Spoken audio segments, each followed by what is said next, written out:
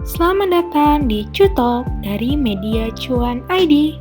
Selamat datang di Cutok dari Media Cuan, di mana kita akan membahas nih dan mengulik-ngulik mengenai seputaran dunia ekonomi dan bisnis yang tentunya pas banget nih buat anak muda. Nah, bener banget sih, Lin. Tapi kan ada pepatah nih, kata lama kata sayang. Kayaknya kita kenalan dulu kali ya. Nah, sebelum itu kayaknya aku dulu kali ya yang kenalan. Halo Juzen, perkenalkan nama aku Gabriel Ajeng, biasa dipanggil Ajeng. Nah, halo Cuzen, kalau nama aku Hetwit Devlin atau biasa dipanggil Velin. Nah, untuk Cutok perdana kita nih, kita sudah kedatangan sama satu bintang tamu yang tentunya keren banget dong. Mungkin kita sapa dulu kali ya. Hai Vina. Hai. Halo Nikin, gimana nih kabarnya? Baik dong ya? Baik banget, alhamdulillah. Nah, mungkin masih ada nih Cuzen yang belum kenal, atau mungkin kamu bisa perkenalin dulu secara singkat. Oke. Halo Cuzen, perkenalkan nama aku Safina. Aku dari sebagai CEO dari Health Herbs Indonesia, di mana Health Herbs Indonesia ini produknya itu beverage, traditional beverage, yaitu jamu kekinian.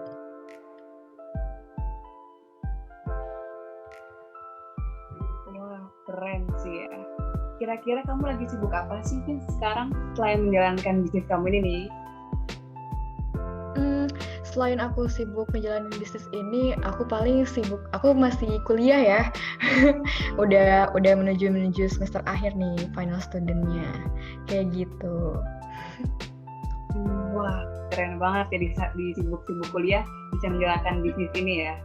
Selain mungkin dari Health Herbs sendiri nih, selain mungkin jualan beverage, ada jualan apalagi mungkin usaha lainnya?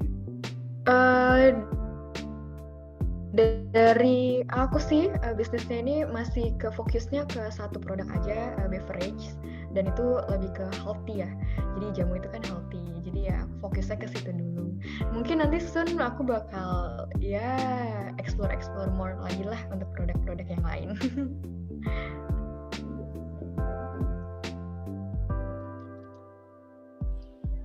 Nah, kira-kira apa sih, Vin, yang akhirnya membuat kamu berani nih untuk memutuskan untuk menjual produk tersebut? Karena yang kita tahu nih, untuk aku personal aja, aku udah jarang banget. Malah hitungannya kayaknya nggak pernah deh yang namanya minum jamu ataupun minuman herbal lainnya. Apa ya?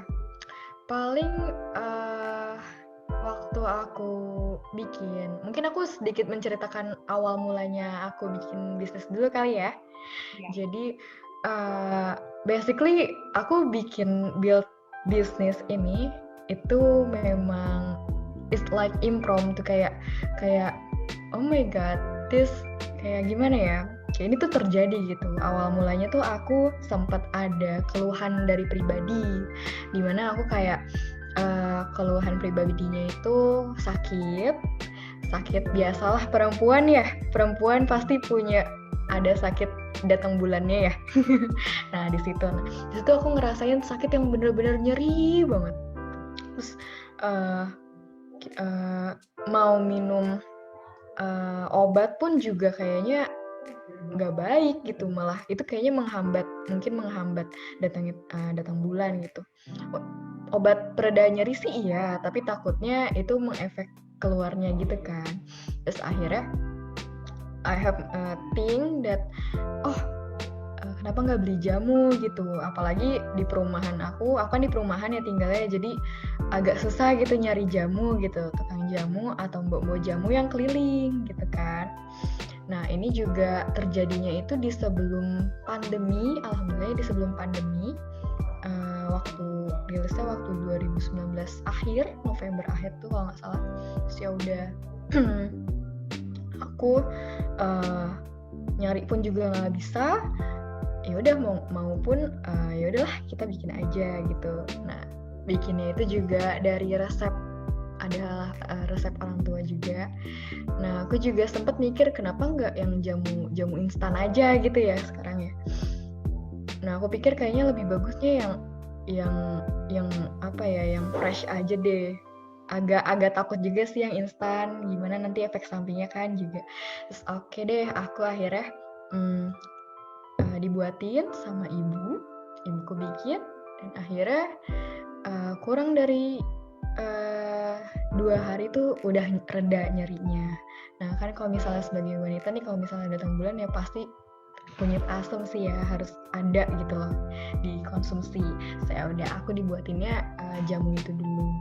Sebelumnya juga aku waktu pas kecil, pasti pas kecil tuh kita udah harus dicekokin sama namanya jamu gitu. Yang first thing waktu jadi anak kecil tuh kayaknya beras kencur tuh jadi jadi sering dibeli gitu kan, sering dicekokin, sering dibeli, sering diminum. Ya udah deh, akhirnya kayak rilis lah nih jamu Health Herbs dengan 3 produk ini, yaitu kunyit asam, beras kencur, sama lemon serai yang mayoritas sih dikonsumsi sama masyarakat kayak gitu. Berarti dari produk ini tuh pakai resep pribadi berarti ya? Ada resep kunci diri berarti ya? Betul. Resep secret recipe. Tapi peluang bagus ya, kamu ngambil peluang yang ada gitu kan. Banyak sekarang tuh orang-orang ya, kalau yang kulihat ya teman-teman aku malah jualnya cookies gitu kan. Apalagi di tengah pandemi ini malah makin marak jual cookies gitu kan ya.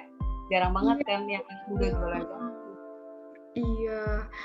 Terus juga waktu alhamdulillahnya kan ini kan udah dirilis sebelum pandemi ya. Terus tiba-tiba loh, kok ada pandemi. Terus oke deh, I have the opportunity for explore more, explore my product gitu di situ.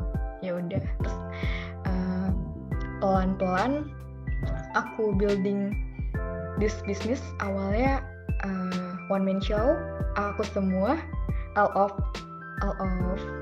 the handle. Terus akhirnya lama-kelamaan ada beberapa tim yang mau join ke aku dan akhirnya ngebantu sih. Itu keren banget. Wah, keren sih. Iya. Dari kapan sih usaha kamu ini? Tahun berapa gitu? Ya, dari November 2019 kemarin. Kan pandemi itu tuh adanya kabarnya itu di awal Januari apa Februari gitu ya kalau nggak salah tuh, virus di Wuhan.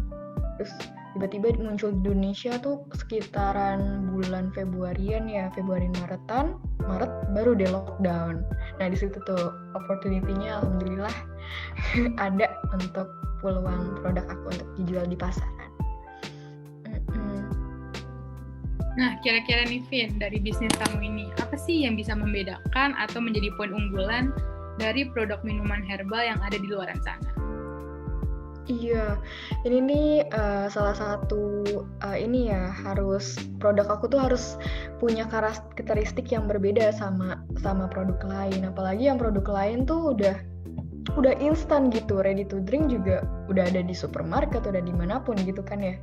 Tapi sayangnya di situ juga orang nih sebagai pecinta herbal, dia tuh maunya yang fresh gitu loh. Dia tuh maunya yang fresh dan higienis pun pasti gitu, dan juga yang menyehatkan. Nah, di sini aku punya keunggulan di produk aku sendiri. Nah, di sini di produk aku itu tuh nggak pakai pengawet sama sekali. Jadi memang di sini tuh ada kendalanya di mana durability-nya itu tuh sangat singkat. Jadi daya tahan si produknya itu sangat singkat, tapi ini sangat fresh gitu loh. At least masih bisa disimpan di freezer atau di chiller ya sampai 7 harian, maksimal 7 hari gitu. Nah di sini ya selain keunggulan aku, produk aku nggak pakai tanpa bahan pengawet pun juga produk aku ini aku lebih desainnya lebih kekinian aja gitu, biar jamu aku ini fokusnya nggak untuk orang dewasa ataupun tapi aku desain aja semua umur pun bisa dikonsumsi kayak gitu. Kan mayority kalau misalnya kita lihat jamu-jamu instan, ya ini boleh nggak sebut merek atau bagaimana? Bebas, Vin, Gak boleh. apa-apa, Nggak bebas apa-apa. ya. Soalnya kan kalau kompetitor aku kan kayak jamu, kalau yang dewasa emang orang tua at least. Terus kalau yang bisa di semua umur, jamu ataupun obat-obatan sido muncul gitu kan. Sama satu lagi, kalian tahu nggak sih jamu Wiyung Upik? Yang ada rasanya itu bukan sih? Betul, ada rasa strawberry, ada rasa apa coklat segala macam. Nah itu emang dulu banget sih, emang kita pasti minum ya. Tapi di situ kan instan ya, jadi kayaknya baiknya ya lebih baik fresh made dan tanpa bahan pengawet itu lebih bagus gitu loh, lebih terjamin dibanding sama yang instan gitu kan. Takutnya ada efek sampingnya segala macam kayak gitu. Berarti produk kamu ini lebih ke fresh made-nya ini berarti ya? Dan juga desainnya lebih ke ini ya, ke kinian. Untuk pemasaran produknya sendiri nih, Vin, kemana aja sih? Mungkin Jabodetabek atau udah ke luar-luar, dan juga pemasaran sendiri apa melalui Instagram aja atau ada platform lainnya gitu? Iya, untuk pemasarannya sendiri kita udah nyampe, sebenarnya kita fokusnya ke Jabodetabek dulu ya, waktu di awal. Terus tapi kita lama-kelamaan ada yang demand tuh mau dikirim nih ke luar Jabodetabek. Oke, kita available gitu dengan partner shipping kita ada, dan itu bisa dengan same day. Terus juga akhirnya nggak di Pulau Jawa aja, kita expand ke Pulau Bali kayak gitu. Mungkin emang agak pricey lah ya di ongkirnya kayak gitu. Terus di channel market aku ini lebih fokusnya itu sosial media, gunain Instagram. Dan untuk beberapa e-commerce kita lebih fokus ke ada Shopee dan juga Moselo kayak gitu. Berarti untuk produk kamu sendiri nih PO atau gimana tuh, Vin?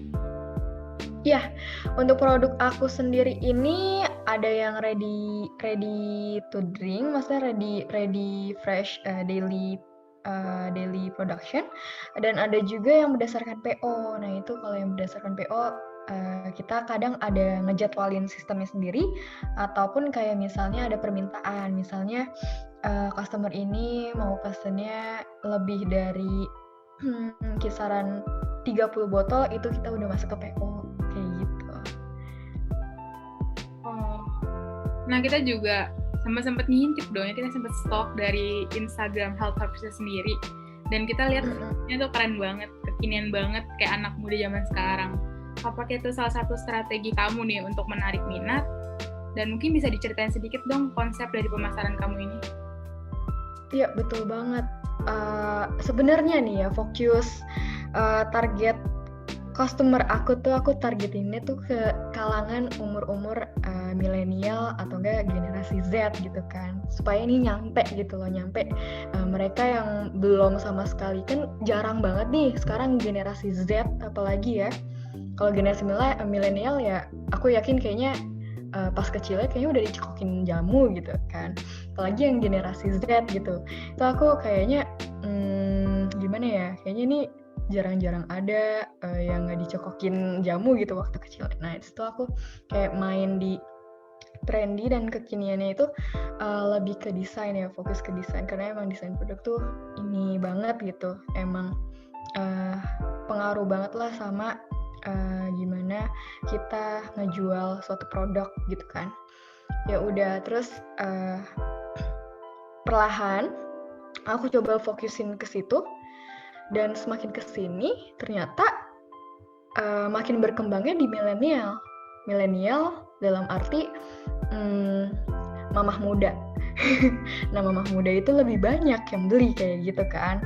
Nah oke, kayaknya nyampe juga nih ke mamah muda, kan dia punya anak ya, at least ada kidinya lah.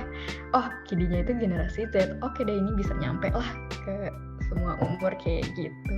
Terus aku desainnya juga berdasarkan seasonal sih, dan kebetulan udah berjalan setahun ini. Aku konsepnya itu lebih ke desainnya color ya, banyak lah mainin color dan illustrationnya. Terus aku nyiptain konsep selama 1 tahun ini lebih ke improve ke konsep color your day kayak gitu. Mungkin nanti seterusnya di tahun berjalan seling 2 tahun Health Herbs ini, November nanti itu insya Allah bakal ada improve lagi kayak gitu. Nah, kalau untuk promosi Instagram sendiri nih, kemarin aku juga sempat ngeliat nih kan udah endorse ke anak muda juga nih, artis dunia artis, kalau nggak salah Tica Biani ya kalau nggak salah ya. Nah, Betul. itu apa sih yang membuat kamu berani untuk endorse ke artis anak muda gitu kan? Karena kan ini produk herbal kan soalnya kan juga mungkin nggak semua anak muda doyan dengan produk herbal gitu. Apakah ini salah satu bentuk strategi promosi kamu atau gimana? Ya, influencer itu emang ngaruh banget ya ke strategi pemasaran kita gitu. Apalagi kita tuh emang fokusnya itu untuk ke anak muda gitu loh, bukan ke yang atas-atas gitu. Dan kemarin juga sempat kontekan dengan Kak Tisanya sendiri tuh, ya bersyukur dia juga mau gitu. Justru malah dia apa ya, dia juga lagi butuh jamu gitu, posisinya emang lagi butuh jamu. Oke, kita kirimkan dan ternyata alhamdulillah dia suka sama produk aku ini, karena emang dari segi rasa pun emang itu harus dipertahankan lah ya. Selain dari emang bentukannya kita yang menarik ya, aku juga mau ada value yang aku dapat di produk Health Herbs ini tuh juga nyampe gitu loh, dari segi rasa, kualitas, maupun kesegarannya juga, kayak gitu. Berarti ini bisnis kamu yang menginjak hampir 2 tahun ya. Itu kira-kira kendala dalam proses perjalanan bisnis kamu ini? Boleh kali ya di-sharing sedikit gitu kepada Cuzen yang mendengarkan. Apa nih? Perjalanannya? Iya, atau gimana? bisnis. Oke. Selama 2 tahun ya pasti ada ups and down. Dimana waktu awal-awalnya itu emang waktu awal-awal kan aku juga itu belum nyampe belum pandemi gitu lah ya. Itu masih down, masih ya biasalah, masih improve my business. Masih dalam proses juga gimana movementnya itu apa gitu, dipikirin gitu kan. Terus akhirnya ada pandemi, aku dapat peluang untuk up ya, mesti ada up-nya, sales juga naik gitu kan, increase. Dan down-nya itu di mana ternyata hal ini ada down-nya juga, di mana kayak sempat ada rugi juga, rugi pasti dong gitu kan. Terus apa ya, kita sih paling selama seling 2 tahun ini kita lebih suka movement di gimana kita strategi pemasaran kita tuh harus dipertahankan gitu. Selain dari bentukan influencer ya kita juga main di ads ataupun di business to business kayak gitu. Gimana sih kamu menghadapi kendala-kendala yang ada nih? Mungkin kan pas awal-awal bisnis kan ada down-nya mungkin lebih besar dibanding up-nya gitu kan. Untuk biar bisnis kamu terus maju dan nggak patah semangat tuh gimana sih kamu menghadapi itu? Apalagi kan pasar kamu ini lebih anak muda banget kan, milenial, Gen Z gitu kan. Iya, untuk ngadepin semua kendala kan ini kan juga masih ada beberapa ya, emang aku belum masih autopilot, belum bisa dibilang autopilot karena emang semua all of the division atau segala macam masih handled by me gitu kan, dari productionnya ataupun marketingnya, dari segi finance-nya pun juga masih ada dikelola, aku mesti handle gitu. Jadi kendalanya sih ya gimana caranya kita ngebagi spare my time untuk build my business dan juga yang lain-lainnya. Kan di sisi lain aku juga punya kesibukan lain kayak gitu kan. Nah itu spare time-nya itu cukup sulit. Nah ini gimana ya, untuk mempertahankan juga bisnis aku juga harus lebih banyak lah untuk effort ke build my business kalau emang serius gitu kan. Terus apalagi ya, terus gimana mempertahankan sales itu juga susah karena kita juga harus lebih effort lagi di marketingnya. Kita harus buang-buang duit juga untuk promosinya segala macam. Itu juga susah kayak gitu. Jadi aku lebih ini sih, lebih mencari mentor aku, kayak mentor. Alhamdulillahnya lagi aku punya mentor dari outside di bisnis, kayak lebih ke kuliah kayak gitu. Itu bisa dijadiin bahan mentor aku untuk improve my business kayak gitu. Keren banget, Vin. Nah, untuk dari segi pengelolaan finance nih, kan kamu bilang kalau misalkan emang dasarnya emang kamu juga ikut turun, ikut membantu gitu. Kira-kira ada nggak sih, Vin, cara dari kamu sendiri nih untuk pengelolaan keuangan seperti modal ataupun keuntungan gitu-gitu? Boleh, Vin, di-spill sedikit? Boleh. Jadi emang finance ini agak ribet ya, karena kita kalau misalnya dalam suatu bisnis kan kita harus punya akuntan sendiri gitu istilahnya. Nah di sini aku merangkap itu sebagai akuntan dan juga analisanya juga gitu kan. Nah ya udah, di situ ada kesulitannya di mana kayak modal. Kalau aku modalnya sih enggak ya. Modalnya itu emang kita ada porsi modal untuk nge-build bisnis ini. Tapi masalah di mungkin pembukuannya itu agak sulit ya. Karena aku juga pembukuannya ini sudah secara digital, tapi ada beberapa yang miss juga kayak gitu. Jadi yang untuk secara pembukuan pemasukannya dan pengeluarannya itu tetap ada, tapi mungkin approvalnya gitu, evidence-nya itu agak beberapa miss kayak gitu. Nah itu sedikit saran aja untuk teman-teman yang ingin building bisnis, kalian harus juga bisa manage di pembukuannya itu dengan secara rapi dan lebih enak lah untuk dijaga kayak gitu. Jangan sampai hilang-hilangan seperti itu. Untuk kan tadi kamu sempat cerita kalau beberapa ada yang miss kan, karena kan masih di handle kamu sendiri nih. Kalau emang ada yang miss atau misalnya kecampur mungkin dengan pribadi gitu, sebenarnya berefek nggak sih ke bisnis kamu gitu? Mungkin jadi merugi atau emang ternyata agak ya gimana gitu loh? Iya, untuk saat ini ya alhamdulillah itu udah dipisah ya, nggak secara pribadi lagi. Nah mungkin evidence-nya aja itu kadang miss, kan itu kan evidence juga harus ada gitu kan. Nah caranya ya kalau bisa tuh evidence-nya ya kamu arsipkan kayak gitu. Nah di sini ada beberapa miss dari Heltop sendiri kayak gitu. Itu emang agak susah. Oke, baik.